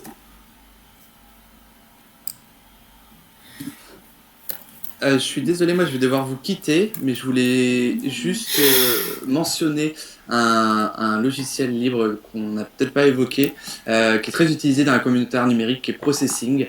Donc voilà, pour la création visuelle notamment, c'est vraiment top. Moi j'ai commencé avec ça, donc je vous mets le lien, juste pour dire que c'est top. Et ce que j'aime beaucoup, c'est que c'est très bien documenté. Il y a des très bonnes vidéos chez Trend Coding sur YouTube. J'étais en train de faire le lien. Ah là là, c'est magnifique. Voilà, donc The Coding Train si vous voulez apprendre, Processing. Merci beaucoup à tout le monde et je vous laisse pour la soirée. À très bientôt du coup. Merci bonne soirée. Thibaut, à bientôt. Bonne soirée. Processing JS. Et P5 pour les gens qui aiment le JavaScript. Le Java tout court d'ailleurs. Ok. Alors, je vais voir si j'ai pris des notes. Si vous voulez, s'il y a encore quelques petits rebondissements, on peut prendre encore quelques minutes. Et puis après, en tant que maître du temps, je pense qu'on a tous notre vie qui nous attend après 20 heures. Donc je peux comprendre que voilà, on puisse s'arrêter très bientôt. Voilà, je sais pas s'il y a encore quelques petits rebondissements de votre côté. Juste bien m'assurer de mettre dans mes favoris certains sites, comme par exemple jdl.org, je crois que c'est ça, jdll.org. Ouais. C'est fait, voilà. Très bien. Je pense ça m'intéresse bien. Je ferai un petit récap de chacune des choses qui ont été dites ce soir entre les logiciels, parce que du coup, pour rebondir, on est sur un cycle d'ateliers, donc là c'était le premier, il y en aura un suivant dans 15 jours avec Jérémy Nuel qui est un designer graphique et justement qui développera sur certains points que vous avez commencé à aborder comme justement la Creative Commons, Commons, pardon. D'autres sujets plus autour de la création et du graphisme plus spécifiquement. Voilà. Du coup, je ferai un petit peu une énumération, un petit doc peut-être que je vous partagerai. Il faut que je vois où est-ce que je le partagerai, je sais pas trop encore, on va voir. Pour avoir un petit peu le récap de toutes ces ressources qui ont pu être partagées. Je pense que déjà sur le Discord on le fera et puis on le partagera sur les différents salons en question et voilà. Pour le résumer, on fait un GitHub. Non, Pardon? Non, rien, c'est une petite vanne pour les gens du domaine.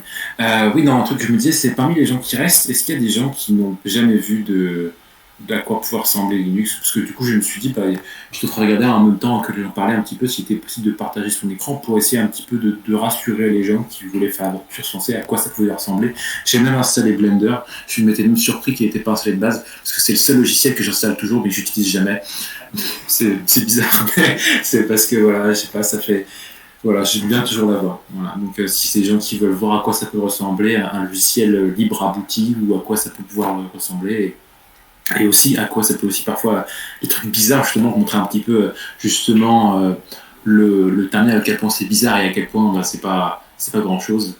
Un petit peu démystifié parce qu'à un moment j'avais une discussion notamment sur le Discord de l'association où des gens qui étaient un peu surpris en disant waouh, il y a des moments où on devait aller sur des trucs noirs et taper les choses, voilà, donc c'est en partie vrai, mais en général on peut très bien s'en passer. Je faire la démonstration. Est-ce qu'il y a des gens du coup qui n'ont jamais vu de Linux et qui n'ont jamais touché à Linux? Peut-être dans le chat ou je sais pas où.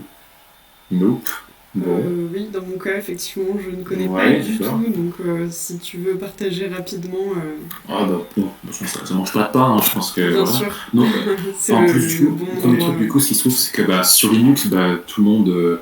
Je triture Blender en ce moment même. Ah bah tiens. Oui, en effet, pour le coup, moi-même, je travaille sur Blender. Mais Linux, par contre, jamais vu l'interface, ni même comment ça fonctionne, effectivement. Anecdote, il se trouve que Linux fait mieux tourner Blender que les autres systèmes d'exploitation. Voilà, attention. Les gens qui disent bon, quelques trucs en plus. Ah là là, zut, attendez, je vais faire un petit truc là parce que. Une seconde, je vais réapparaître. Voilà, Sandrine et Mode. Ouais, je pense qu'on va pas tarder à couper après. Ah.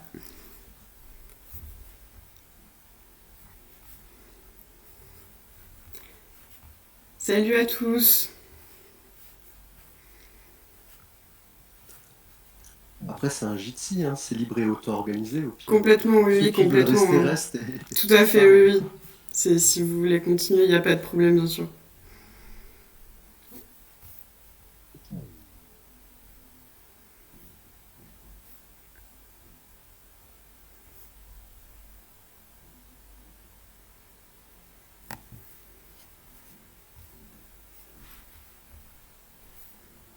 Ça y est, on voit ton écran, Dorian. Ouais, par contre, je sais pas s'il parle en même temps, parce que du coup, le micro est coupé pour Dorian. Ouais, on t'entend pas, Dorian, si jamais tu... Ouf, je parlais. Et voilà, et oui, il avait coupé le micro en revenant. Voilà. Donc du coup, voilà.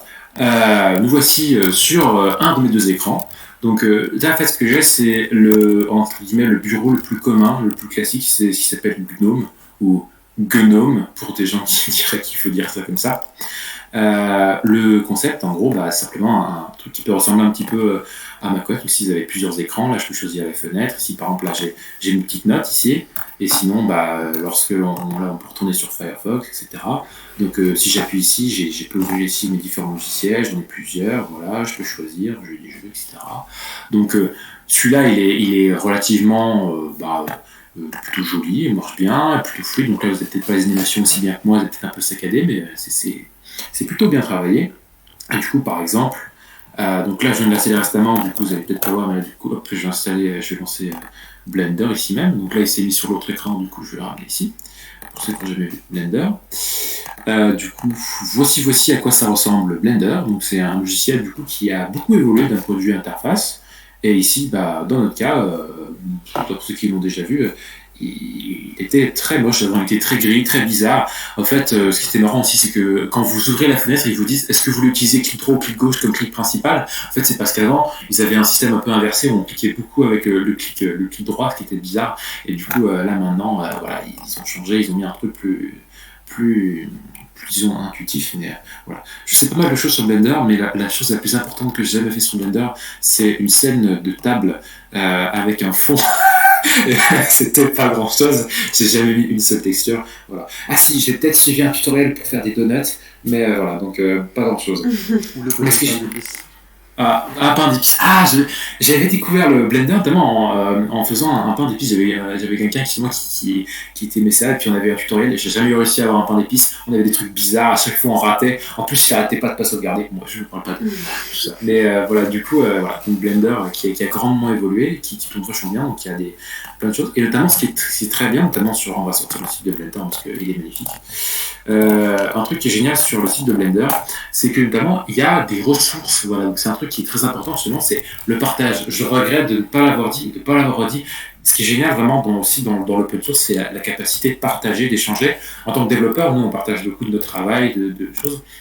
Et ce qui serait vachement bien aussi, c'est que ça se passe aussi du côté d'un peu plus des artistes, disons, graphiques, dans de différents domaines aussi musicaux, parce que justement, en fait, c'est un truc qui manque un petit peu quand même, j'ai oublié de le dire, au niveau du logiciel libre. Il y a pas mal de gens du côté du logiciel, mais il y a aussi un certain manque de personnes du côté du design. Donc peut-être que si vous donnez un petit peu de vous-même pour pouvoir aider ces gens-là qui travaillent dans des logiciels tels que Blender ou autre chose, et bien peut-être que les développeurs, eux, donneront aussi un peu plus de leur temps pour pouvoir faire en sorte que le logiciel soit joli, parce que ça fait du bien de travailler sur un projet qui est joli. Parce que personnellement, moi, j'ai jamais fait quelque chose qui soit très joli. J'utilisais seulement des choses qui étaient déjà présentes. Et on peut voir, par exemple, que justement, il donne des... je vais te parler de ça. Il y a certains systèmes, justement, où plutôt que de proposer, de travailler, de payer le logiciel, des gens, ils font justement de faire en sorte de payer les services. Et c'est un peu ça qu'on a ici du côté de Blender. Voilà, on voit des choses un peu... la Big Bunny, ah bah oui. Voilà, donc du coup, c'est les emblèmes... Vous pouvez donner des sous à Blender en achetant les tutoriels en fait, ce qui finance la communauté. Là, vous les avez par exemple aussi si vous regardez, notamment il y avait la 2.8 qui a fait un grand changement sur l'interface. Du coup, là on est à la 2.9.1, vous avez pas mal d'évolutions. Et une certaine explosion récemment de la part de Blender. J'ai vu plein de gens de plus en plus qui faisaient des animations dessus. Donc, si vous voulez des chaînes YouTube, il y a Blender Guru, vous connaissez plein de choses. Donc voilà. Et sinon, est-ce qu'elles sont Download, Support, Features, Get Involved, About Jobs, vous pouvez regarder du coup, un petit peu pour illustrer ce que je disais sur les gens qui investissent de l'argent dedans. Je trouve plus, mais là en fait justement il y a une page sur Blender, peut-être que le lien pourrait être partagé ou je ne sais trop quoi. Où justement, il y a plein de trucs, ça dépend du troisième confinement. Il y a des trucs bizarres là, c'est pas tout ce que je pensais. Tout à fait. Il y a Ubisoft est passé sur Blender aussi. Oui, il y a plein de gens en fait, si vous le regardez, je sais plus ce que c'est marqué, About peut-être. Parce que c'est. Je suis perdu, je vais dans tous les sens. Il y a un truc avec des gold membership. Ouais, tout à fait, oui, je me souviens, ouais. About. C'est peut-être sur chaque film qui refinance. C'est possible. Voilà, donc sinon, du coup, si vous l'avez ici, ils avaient du coup un truc qui est sympa, par exemple, notamment sur le dernier, c'est Spring, d'ailleurs, si vous voulez, sur YouTube, tiens, je vais peut-être le mettre.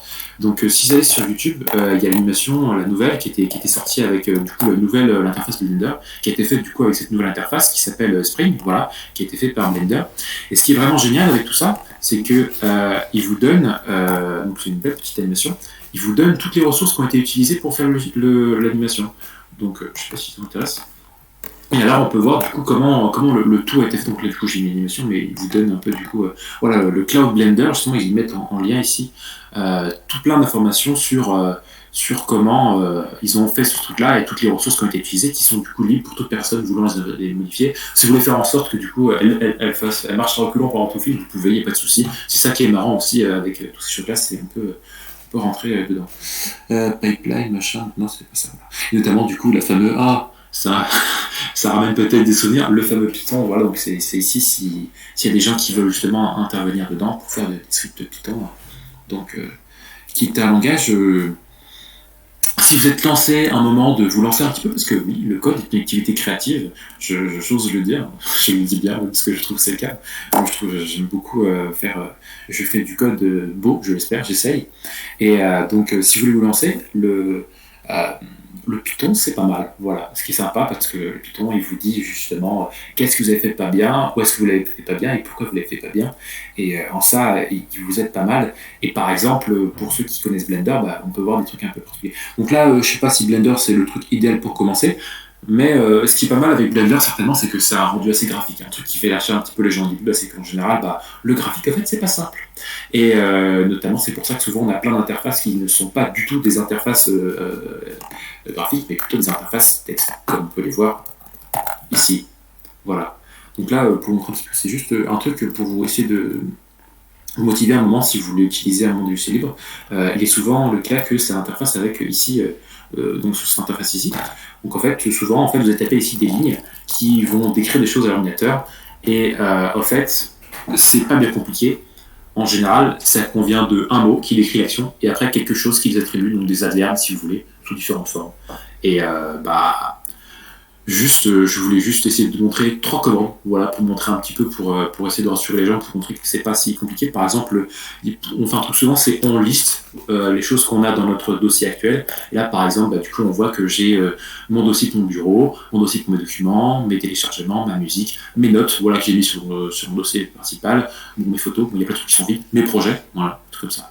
Donc il y a plusieurs fichiers comme ça, on peut facilement faire. Et si je veux par exemple aller, je sais pas moi, dans mes projets, voilà, hop, si je vais dedans, là il se trouve que j'ai changé, je suis allé donc CD, ce qui est la progression de Change Directory. Voilà. Donc, il y a juste quelques commandes comme ça, c'est des petits mots à retenir. C'est un peu comme retenir un endroit où se trouvait le pinceau, etc. Dans tel outil. Sauf que l'intérêt d'ici, c'est qu'en général, on ne se perd pas dans les menus, parce qu'en fait, il n'y a pas de menu, il y a juste des phrases qu'on écrit. Il suffit de retenir le nom de la chose, et puis en général, on peut l'utiliser. Du coup, c'est pour ça que c'est si aimé par les développeurs. Et notamment, c'est beaucoup plus simple à faire. Voilà, c'est pour ça qu'on en a beaucoup qui sont comme ça. Notamment, alors là, vous l'avez peut-être pas, je l'ai même pas ici, FFmpeg, mais notamment, c'est justement ce logiciel si connu qui fait tant de choses. Donc, quand on va utiliser, c'est très facile de faire un logiciel. Par exemple, est-ce que j'ai une idée en tête un truc intéressant. Je vais vous montrer ça. Alors, par exemple, souvent aussi, en général, on installe des choses avec cette interface-là. On met, alors là, moi, c'est une commande particulière qui est un peu compliquée, mais si vous utilisez des trucs plus simples, souvent c'est juste un petit mot avec marqué install et après derrière ce que vous voulez. Moi, j'utilise un truc un peu plus tordu.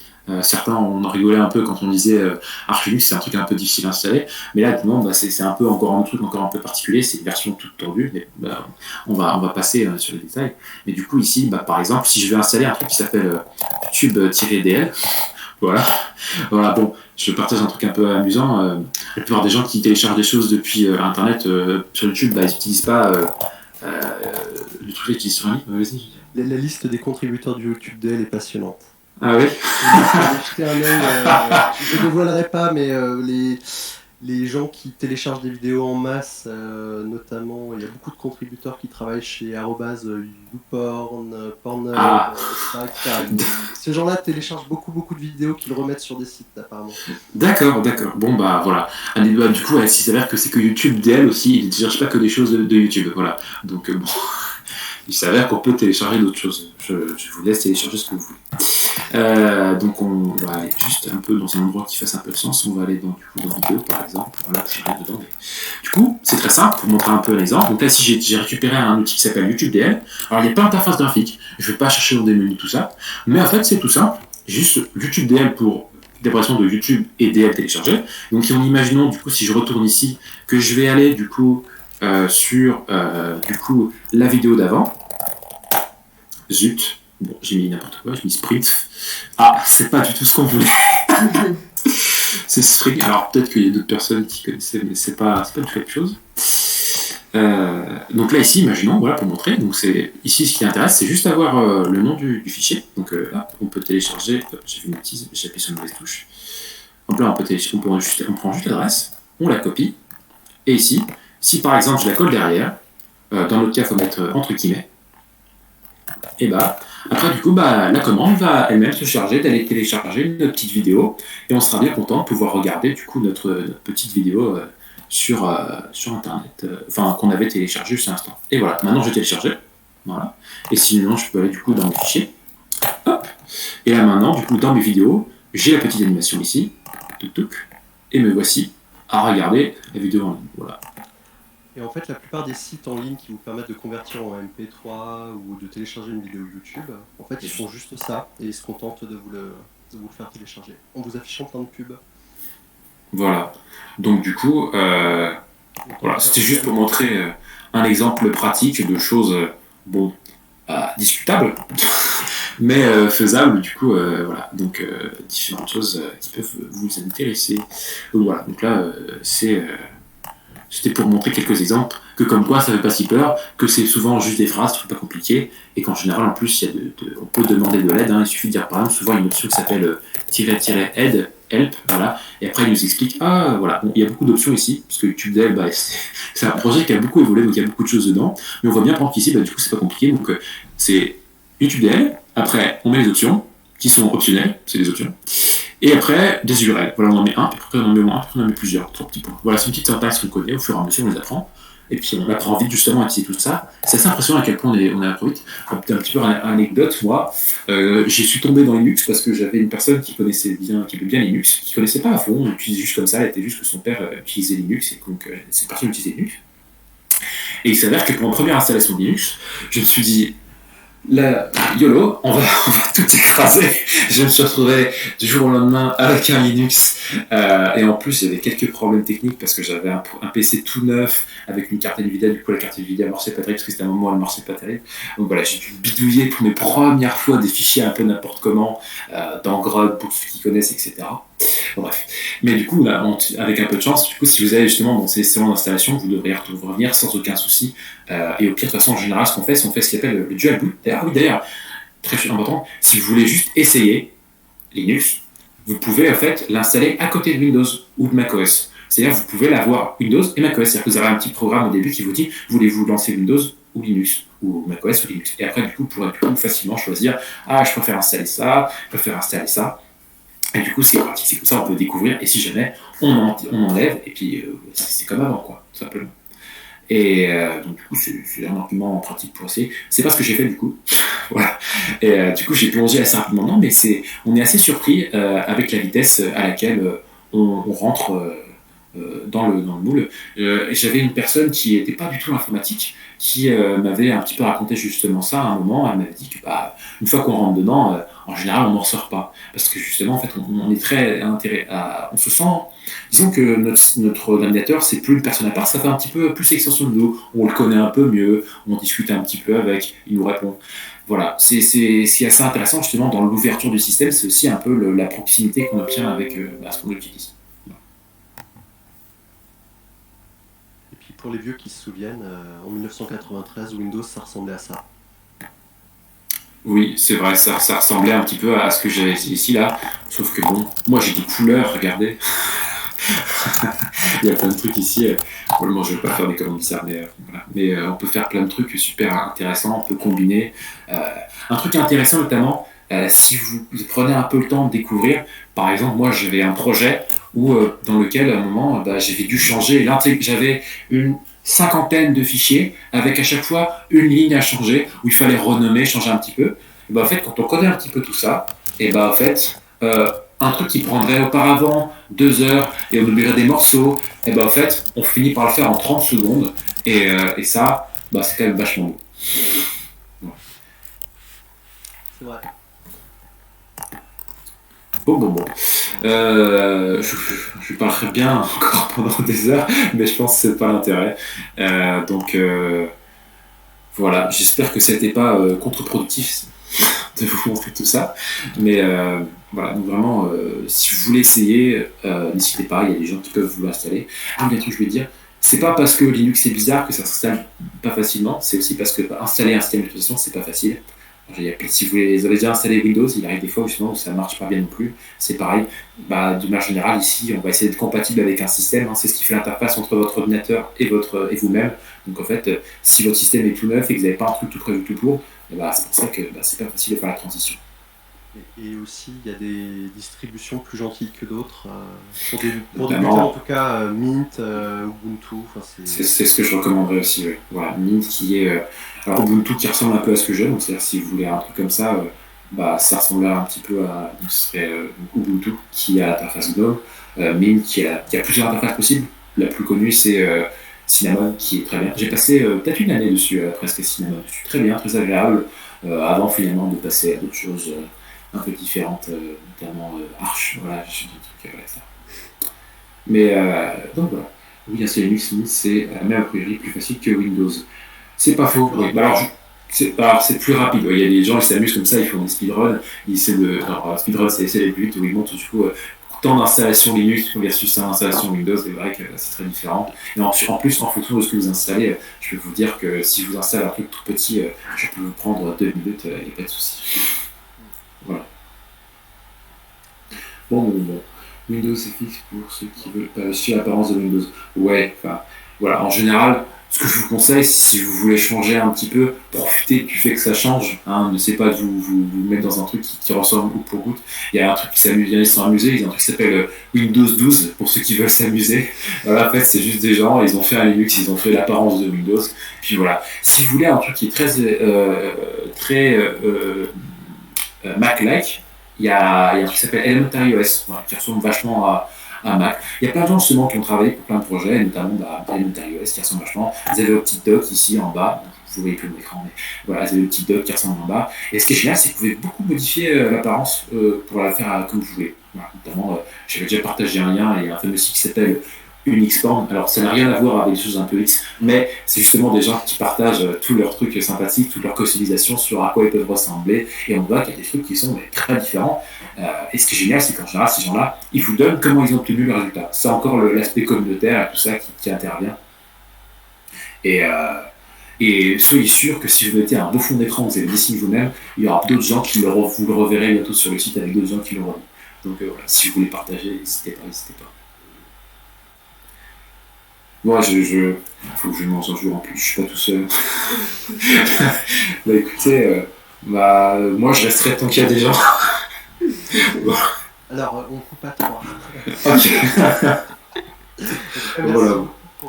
pour l'invitation, Julie. Et puis, au plaisir de vous voir peut-être au JDLS si on a la chance qu'elle soit maintenue. Mais plus le confinement va être repoussé, plus la date de déconfinement va être repoussée. Et donc, plus les JDLL sont compromises, on va pas se mentir. Voilà.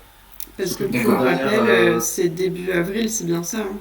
C'est le 4 et 5 avril, et or les dernières projections mathématiques, c'est que le déconfinement, si on confine à peu près maintenant, se fait tout début avril, et si on le fait un peu plus tard, c'est vers le 15 avril. Donc on est... Okay. Voilà, en fonction de ce que choisit le gouvernement, il y a de grandes chances que ça ne puisse pas se faire cette année non plus. Mais bon, on essaiera d'en faire une bien l'année prochaine, au pire. Mais voilà, on y travaille toujours, on continue à préparer. Là, on a envoyé des mails pour les appels à bénévoles. Enfin, donc, on continue d'y croire, on va voir ce qui se passe. On va croiser les doigts. Ouais. Il faut. Donc on enlève les pouces vers le haut, on croise les doigts. C'est ça, Genki-dama, tout ça, voilà. Tout à fait. Mais en tout cas, merci beaucoup, une bonne soirée à merci vous. Merci beaucoup à vous aussi. Plaisir de vous recroiser. D'ailleurs, l'ADN, ça se passe comment? Il faut adhérer? Quel est le process? Parce que moi, qui suis à la croisée des chemins entre l'artistique et le code. Oui, en effet, il y a une adhésion. Là, on ne l'a pas relancé pour cette année encore, mais il y a une adhésion de 2 €.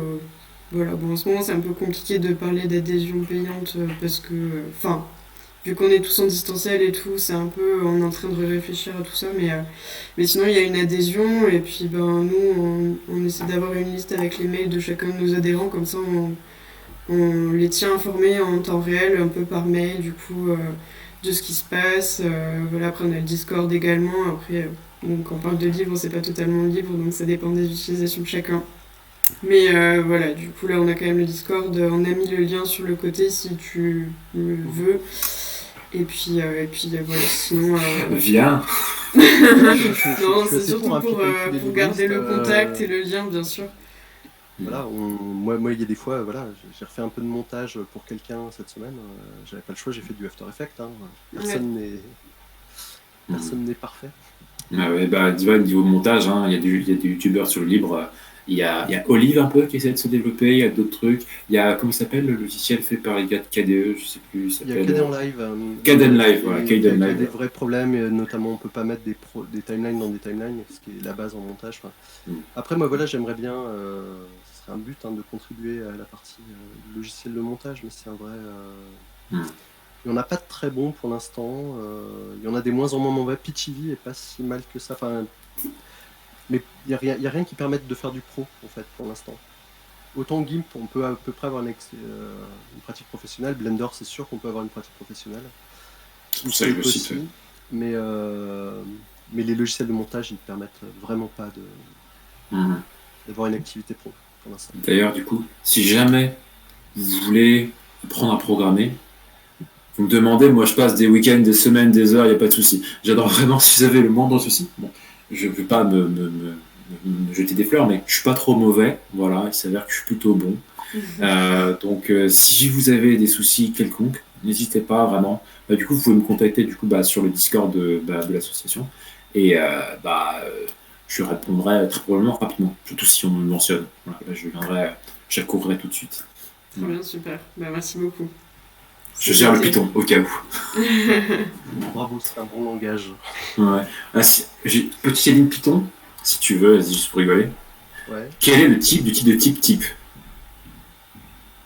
Quel est le type du type de type? C'est un engagement typé. Ah. Le duck-typing, bien sûr. Non, en fait, la réponse, c'est que... En fait, c'est très profond comme réponse vis-à-vis du Python. La réponse, c'est type. Voilà. Oui, c'est bizarre, mais en fait, c'est que type, qui est une fonction, donne du coup, quand tu passes un 3, ça donne un entier. Le type du type, donc qui est int, bah c'est type. Et le type de type de type, bah en fait, c'est type. Type, c'est le seul type qui a son propre type. D'accord. C'est marrant. Voilà, non, mais il y a plein de trucs marrants comme ça. Voilà. C'était pour donner mes connaissances un petit peu, des trucs marrants comme ça. Ça s'appelle les décorations aussi. Voilà, je ne vais pas rentrer les détails. Oui, Olivius, une blague récursive, tout à fait. Non, c'est pas qu'une blague, hein, c'est vraiment un truc. Voilà, mais ouais, c'est un vrai truc. Ouais. Voilà. Bon. Une belle soirée à vous. Et puis, ouais. Pareil. Moi, je pense, voilà, je réfléchis à adhérer. J'ai trop d'activités, mais voilà, en tout cas, je pense que comme communauté, voilà, je pense qu'il y a des choses à... Carrément, ouais. Bon, il y a cette porte d'entrée après. à faire. Libre à vous, voilà. Et puis bon, je relance dans 2 semaines, du coup, il y aura l'autre atelier. Je partagerai toute la com sur le Discord également, et puis par mail, voilà. Okay. On reste en contact, et puis au plaisir, à très bientôt. Merci beaucoup, Merci beaucoup. pour votre temps. Au revoir à Odysseus qui nous dit bonjour, qui nous dit au revoir.